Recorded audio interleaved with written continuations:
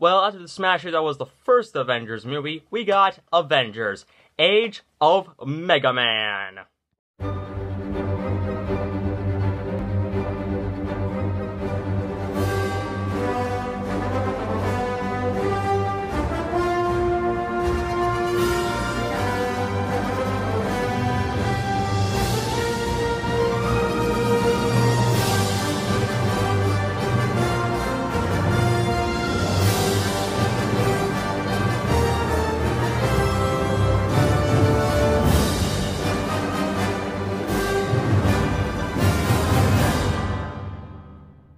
Okay, I meant to say Age of Ultron. It was a joke, people. God, everyone takes everything seriously nowadays, but still.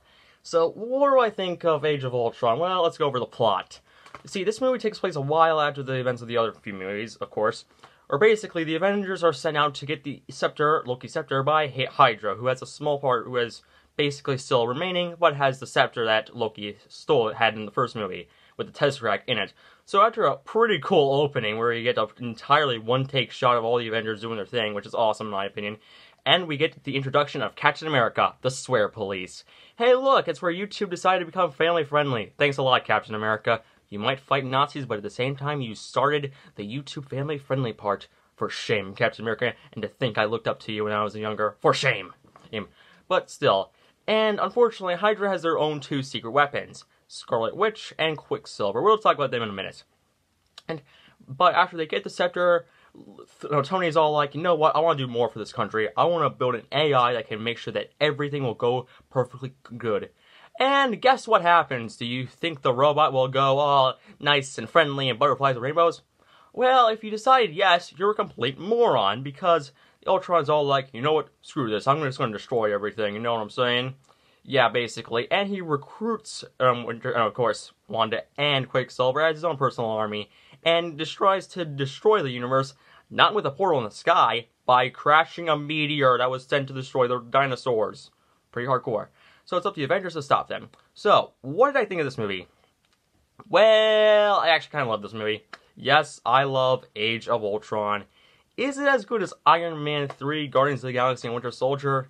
No, and it's not as good as the first movie, but I think it's really good in my opinion. And I'll admit, now let me cover up some of the common criticisms this movie gets. First off, Quicksilver. I kinda liked him in this movie. I actually thought he was pretty cool, except for the Russian accent, that was kind of forced. I'll fully admit that Days of Future Past, Quicksilver was a lot better, even though he had much fewer scenes. But I liked him, and I even liked Wanda in this movie. Of course, since they're based on the X-Men characters, they can't refer to them as mutants. So instead, they basically use government experiments to take down Tony Stark as an excuse. And pretty much Ultron takes the role as Magneto for them in this movie, which is kind of a cool change. It doesn't really bother me. Also, this movie introduces another character, Vision, who played by Paul Bettany. People complain that Vision wasn't in this movie all that much, but here's the thing. Vision was in this franchise from the very beginning, since he's Jarvis. You know, the AI butler in the movie?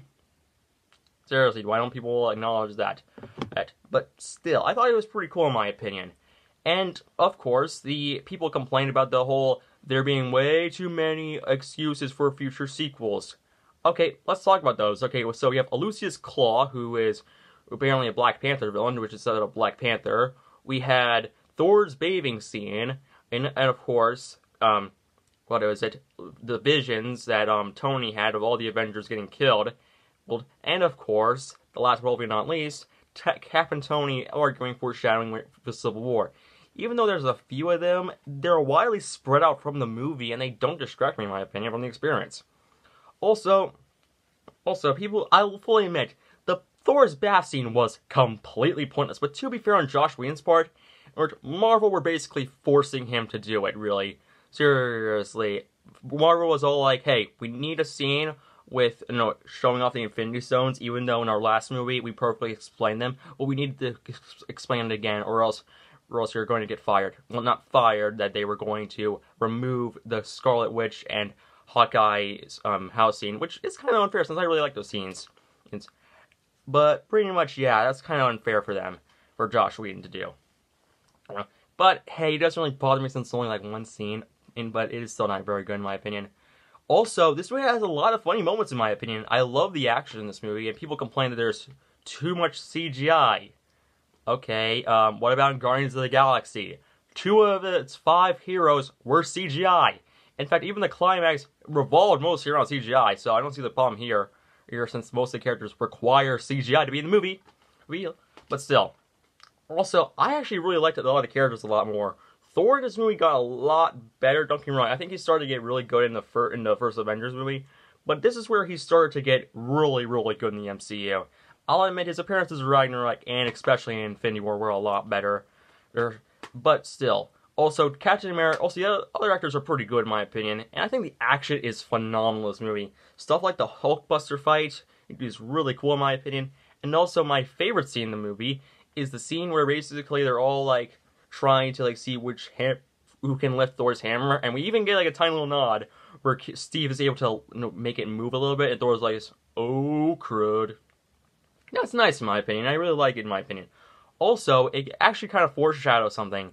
The way they trust Vision, since he proved that he was worthy of the hammer of Thor. Seriously, I really like this movie, and people complain about Ultron, saying that he's not very interesting. Personally, I liked him. I thought the actor did a really good job, in my opinion. I thought he was kind of funny in most scenes, like when he said, "I can't physically throw open my mouth." Hey, look, that describes fusion in Steven Universe. Seriously, I hate Steven Universe so badly. God, that show is horrible. But still.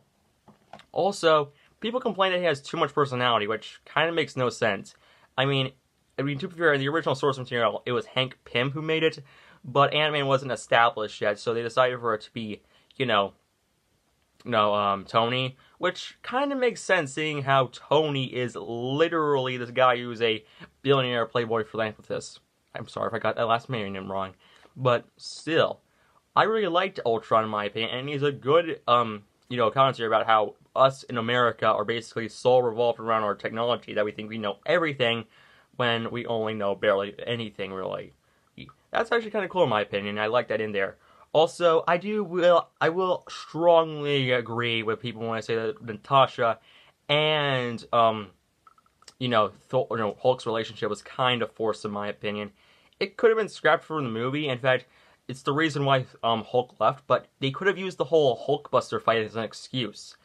But still, along with my favorite scene in this movie, along with the whole, house party scene, has got to easily go to the scene where they're at Hawkeye's house. Since Hawkeye in this movie is a lot better in this movie, and is easily, out of so far his 4 appearances in the MCU, is so far his best appearance. I think Hawkeye was really better in this movie. In fact, they even make fun of his, him being mind-controlled throughout most of the first film. Like when Scarlet Witch decides to try and, do that whole mind game on her, he grabs an arrow, electrocutes her, and says, "I had enough of the mind control thing. It wasn't very good." That's something I love. Also, here's something I love about the movie. Now, people complain about Quicksilver's death being a big middle finger to Fox, when wouldn't it be a lot bigger middle finger to Fox if they kept Quicksilver alive? Pretty much saying, "Oh yeah, we're going to do Quicksilver better." Seriously, how come no one brings that up? Also, that scene was actually really well done in my opinion, since think about it. Throughout most of the movie, you're thinking that, oh, it's going to be Hawkeye who's going to die. We barely know anything about Hawkeye, and they even show that he has a family that he just needs to protect, and he's going to say, "When I get back home, I'm going to build a wall for us. We'll build more land for us," and he has a baby on the way, so we all know that he was going to die. But when that happened, we were surprised, in fact. It was kind of like how Quicksilver even said it. "You didn't see that coming." That was actually kind of cool in my opinion. And I love this movie, really. I think, while it's not the best movie in Phase 2, I think it's actually pretty good in my opinion. I would give this movie a 9 out of 10. And it's really good, and I really like it. Also, let's talk about the Stan Lee cameo real quick. This is probably my favorite Stan Lee cameo in the entirety of the MCU, in my opinion. It's a nice, quick little scene of him getting drunk with the Avengers. Now, that's something we all like to see. In fact, even when he's drunk, he says, "Excelsior." That's what I love, Stan Lee. Good man, and you will be missed. So, yeah, I really love Age of Ultron. I give it a 9 out of 10. So, see you all later where we take a look at what's the movie. Captain America Civil War. Oh, wait, sorry, we have to talk about Ant-Man before that one. So, see y'all later, and bye.